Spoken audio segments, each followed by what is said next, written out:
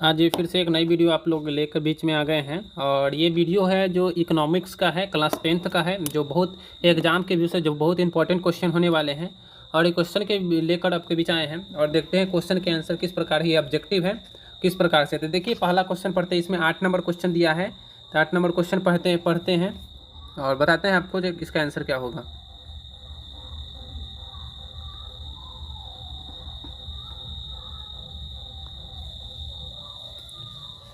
एक number question कह रहा है निम्नलिखित में किस देश में एक मिश्रित अर्थव्यवस्था है, यानी कि कह रहा है निम्नलिखित में किस देश में मिश्रित अर्थव्यवस्था है। तो इसका राइट आंसर क्या हो जाएगा। देखिए पहला में क में चीन, दूसरा में अमेरिका और तीसरा में क्या हो ग में है भारत। तो इसका राइट आंसर हो जाएगा ग, भारत में मिश्रित अर्थव्यवस्था वाला देश है। देखिए नौवां क्वेश्चन, दूसरा क्वेश्चन कह रहा है इसमें,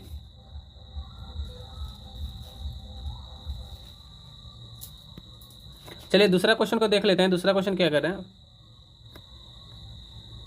निम्नलिखित में से कौन सा देश विकसित अर्थव्यवस्था का उदाहरण है, यानी कि निम्नलिखित में से कौन सा देश विकसित अर्थव्यवस्था का उदाहरण है।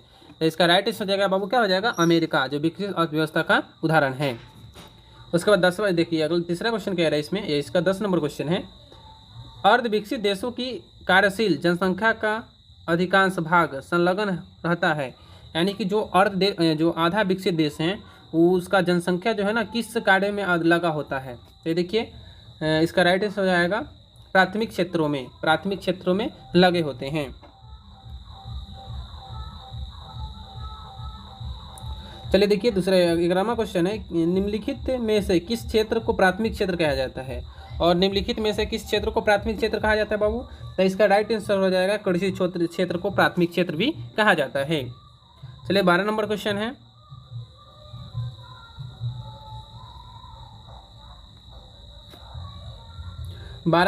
है, आर्थिक संरचना का एक प्रमुख अंग है। आर्थिक संरचना का एक प्रमुख अंग क्या है बाबू, तृतीय क्षेत्र है जो आर्थिक संरचना का एक प्रमुख अंग है।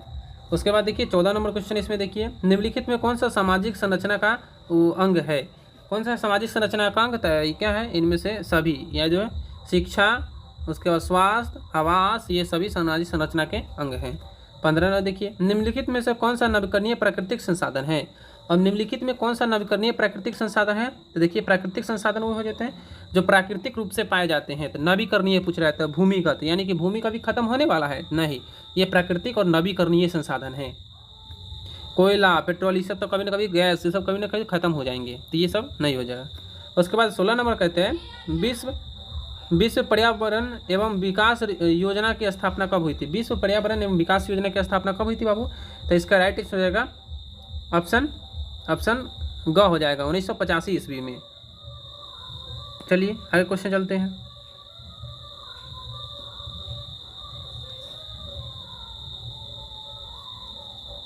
सत्रह नंबर देखिए बाबू, 17 नंबर क्या कह रहा है, आर्थिक समृद्धि का संबंध है, यानी कि आर्थिक समृद्धि का संबंध किससे है, तो वो बाबू दीर्घकाल से है। कहते हैं बाबू दीर्घकाल से आर्थिक संबंध होता था पहले, संबंध दीर्घकाल से। उसके बाद है 18 नंबर, जीवन की भौतिक गुणवत्ता का सूचक है, यानी कि जीवन की भौतिक गुणवत्ता का सूचक कौन है। देखिए इसमें क्या हो जाएगा, क में है जीवन प्रत्याशा, शिशु मृत्यु दर, मौलिक साक्षरता और इनमें से सभी। तो इसका राइट आंसर हो जाएगा बाबू सभी। आप लोग जो क्वेश्चन में देखिएगा ना इनमें से सभी, उसका 90% आंसर होता है सभी।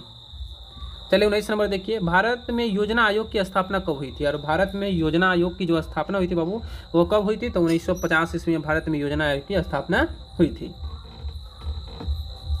उसके बाद है 20 नंबर कह रहा है, योजना आयोग का अध्यक्ष कौन होता है। तो आप लोग जानते हैं योजना आयोग के अध्यक्ष कौन होते हैं। तो देखिए क में है राष्ट्रपति, ख में है प्रधानमंत्री, दूसरा में राज्य का मुख्यमंत्री, इनमें से कोई नहीं। तो इसका राइट आंसर रहेगा बाबू ख हो जाएगा, प्रधानमंत्री होते हैं योजना आयोग के अध्यक्ष।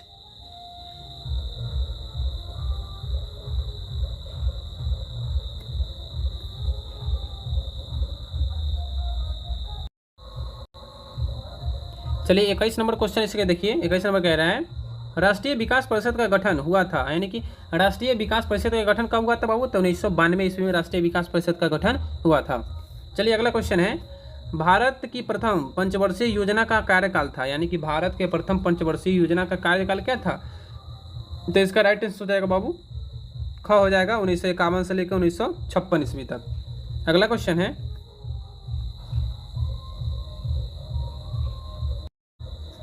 चलिए देखिए 23 नंबर क्वेश्चन देखिए। 23 नंबर का किस देश की राष्ट्रीय आय अधिक होती है वह देश कहलाता है, यानी कि जिस देश का राष्ट्रीय आय अधिक होती है वो क्या कहलाता है, तो विकसित वाला देश, विकसित अर्थव्यवस्था वाले देश कहलाते हैं। चलिए 24 नंबर है, निम्नलिखित में किस राज्य को एक पिछड़ा राज्य कहा गया है। तो आप लोग जानते हैं हमसे कहाँ रहते थे, बिहार में थे, बिहार को कथी कहते थे, पिछड़ा राज्य कहा गया है। चलिए 24 नंबर देखिए, बिहार एक राज्य है, तो बिहार किस प्रकार की राज्य है, इसका आपको राइट आंसर देना है। आपको कमेंट्स बॉक्स में कमेंट्स कर देना है बिहार किस प्रकार की राज्य है, कमेंट्स कर देना है किस प्रकार की राज्य है।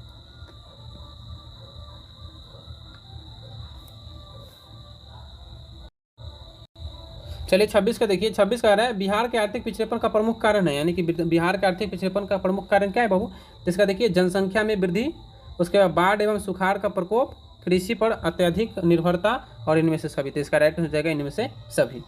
उसके बाद है बिहार में जीवन यापन का मुख्य साधन, यानी कि बिहार में जीवन यापन का मुख्य साधन क्या है बाबू, तो इसका राइट आंसर हो जाएगा कृषि, यानी कि बिहार में सबसे ज़्यादा क्या होता है, तो कृषि होता है। बिहार में तो उद्योग है नहीं, तो इसके वजह से बिहार में सबसे ज़्यादा लोग जो है किस पर निर्भर थे, कृषि पर। इसका राइट आंसर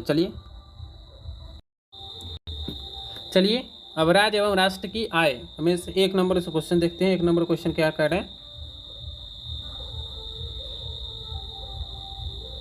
एक नंबर क्वेश्चन कह रहा है भारत की प्रमुख आर्थिक व्यवस्था है, यानी कि भारत के प्रमुख आर्थिक समस्या क्या है, तो भारत की प्रमुख आर्थिक समस्या है बाबू इसका निर्धनता और बेरोजगारी। तो इसका क ख दोनों हो जाएगा, यानी कि ग इसका राइट आंसर है, क दोनों है, बेरोजगारी और निर्धनता दोनों है।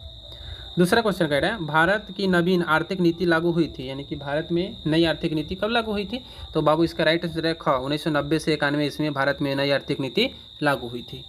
आपको जो परीक्षा के 10th के एग्जाम परीक्षा के लिए बहुत इंपॉर्टेंट क्वेश्चन होने वाले, ये सब क्वेश्चन जो है ना कभी ना कभी पूछ चुका है और पूछने वाला है आगे आने वाले एग्जाम में। तो आप लोग इसको याद करते चलिएगा, इसको वीडियो को देखते चलिएगा बारीकी से।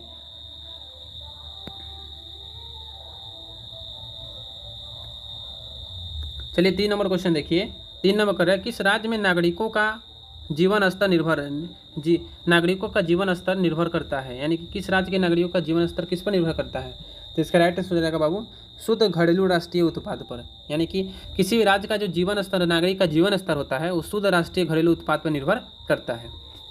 चलिए देखिए चौथा है राज्य घरेलू उत्पाद का आकलन किया जाता है, यानी कि राज्य घरेलू उत्पाद का आकलन कैसे किया जाता है, तो देखिए तो इसका इनमें से राइट हो जाएगा इनमें से कोई नहीं, स्थिति मूल्यों पर, वर्तमान मूल्यों पर, क ख दोनों पर, और इनमें से कोई नहीं। तो इसका राइट हो जाएगा इनमें से कोई नहीं, इस सब के आधार पर नहीं किया जाता है। पाँचवा देखिए भारत की राष्ट्रीय आय का क्रमशः सर्वप्रथम अनुमान लगाया था, यानी कि भारत की राष्ट्रीय आय का अनुमान लगाने वाले कौन थे, तो इसका राइट हो जाएगा दादा भाई नौरोजी, जो भारत के सर्वप्रथम राष्ट्रीय आय का अनुमान लगाने वाले व्यक्ति थे, दादा भाई नौरोजी। यह क्वेश्चन ना मैट्रिक के एग्जाम में चाहे कोई भी एग्जाम में बहुत बार पूछ चुका है।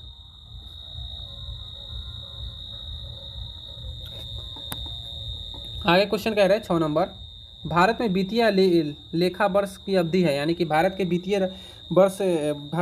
वर्ष कब से कब तक बोला जाता है, इसको भी क्वेश्चन पूछ सकता है। और भारत के लेखा और चाहे वित्तीय अवधि, भारत के वित्तीय लेखा वर्ष की अवधि है तो क्या कब है बाबू, तो इसका जानते हैं आप, राइट आंसर हो जाएगा 1 अप्रैल से 31 मार्च को भारत के वित्तीय वर्ष कहा जाता है। उसके बाद 7 नंबर देखिए, राष्ट्रीय आय का सृजन होता है, राष्ट्रीय आय का सृजन किस प्रकार से होता है, तो उत्पादक क्रियाओं के द्वारा होता है राष्ट्रीय आय का सृजन। चलिए 7 नंबर तक हमसे देख लिए।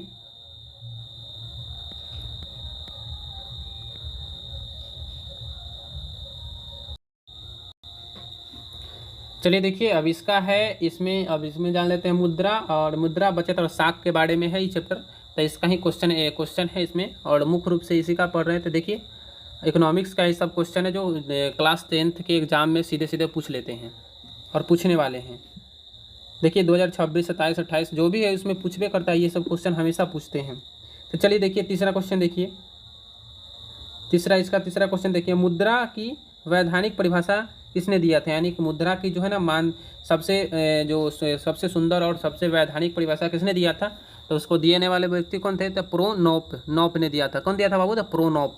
ये 3 को जो है ये तीनों दिए थे लेकिन मतलब उनका कारगर नहीं हुआ, प्रोनोप का सबसे कारगर हुआ था। उसका चलिए अगला है चौथा, मुद्रा के प्रमुख कार्य हैं, यानी कि मुद्रा को आप लोग जानते हैं प्रमुख कार्य क्या है, यानी कि पैसा का प्रमुख कार्य क्या है बाबू, तो इसका राइट आंसर जाएगा सभी, यानी कि मूल्य का मापन करना।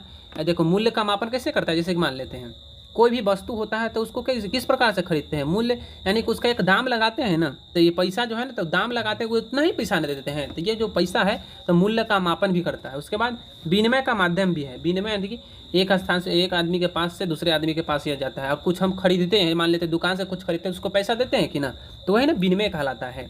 उसके बाद यह मूल्य का संचयन, या मूल्य का संचयन का मतलब होता है आप पैसा जमा करके रखते हैं ना बैंक में, तो वही पैसा संचयन कहला जाता है, जमा करना। चलिए देखिए अगला है 5 नंबर।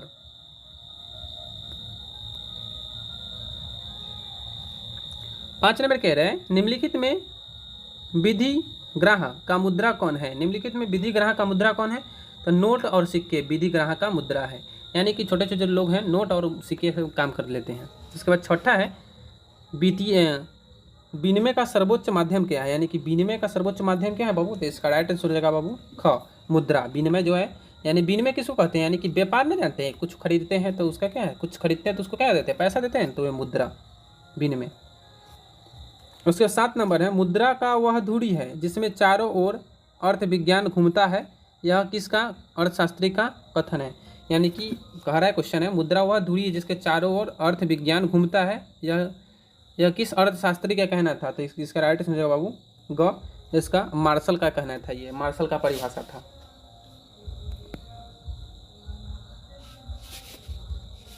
चलिए देखिए 8 नंबर देखिए निम्नांकित में से किस मुद्रा में वहनीयता अधिक होती है, वहनीयता अधिक होती है किस मुद्रा में, इसका है पत्र मुद्रा, वहनीयता कथी होती है बाबू, अधिक होती है। उसके बाद 9 नंबर में आ जाते हैं। 9 नंबर देखिए क्वेश्चन कह रहा है हमारे देश में किस मुद्रा को वैधानिक मान्यता प्राप्त है, यानी कि भारत देश में किस मुद्रा को वैधानिक मान्यता प्राप्त है, तो इसका राइट आंसर बाबू इस प्रकार से 9 नंबर का आंसर हो जाएगा पत्र मुद्रा को वैधानिक मान्यता प्राप्त है। चलिए 10 नंबर देखिए। 10 नंबर कह रहा है मुद्रा के प्रयोग से किसको लाभ हुआ है, मुद्रा का प्रयोग किसको लाभ हुआ है, तो बाबू उपभोक्ताओं को उत्पादकों को दोनों को लाभ हुआ, तो क ख दोनों है, इसका राइट आंसर रहेगा ग। उसके बाद 11 नंबर का मुद्रा के प्रयोगों से किसको प्रोत्साहन मिला है, और मुद्रा के प्रयोग से बाबू किसको प्रोत्साहन मिला है, तो इसका राइट आंसर हो जाएगा बाबू इनमें से सभी।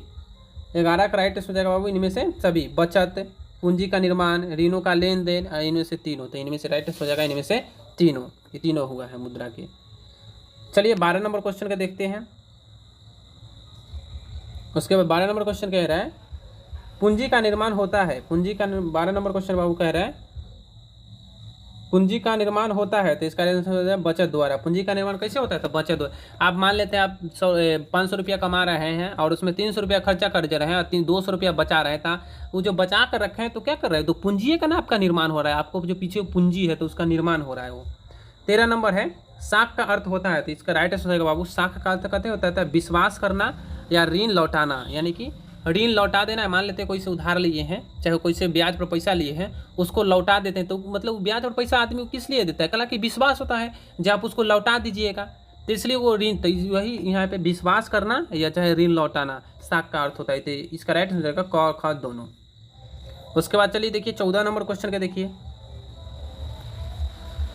14 नंबर क्वेश्चन साख का प्रयोग होता है, साख का प्रयोग बाबू कहाँ होता है, तो इसका राइट आंसर हो जाएगा उपभोक्ताओं के लिए भी होता है और विनियोग के लिए भी होता है, तो इसका राइट आंसर क ख दोनों हो जाएंगे राइट आंसर। चलिए 15 नंबर है व्यावसायिक बैंकों द्वारा दिए जाने वाले ऋण को कहते हैं, यानी कि व्यावसायिक जो व्यावसायिक बैंक कहने का मतलब क्या है बाबू, जैसे जो व्यापार से संबंधित जो बैंक होता है वो ऋण किसको देता है, व्यावसायिक बैंक, तो इसका राइट आंसर रहेगा बाबू ऋण देता है इसको साख मुद्रा और बैंक मुद्रा और क ख दोनों, तो इसका राइट आंसर रहेगा क और ख दोनों। चलिए फिर मिलते हैं नेक्स्ट वीडियो में। जय हिंद जय भारत। अगर वीडियो आपको अच्छी लगती है तो लाइक कर दे वीडियो को, और इसी तरह का और वीडियो चाहते हैं तो कमेंट्स कर दे, ताकि और आने वाली वीडियो आपको लेकर बीच आ सके। फिर मिलते हैं नेक्स्ट में। जय हिंद जय भारत।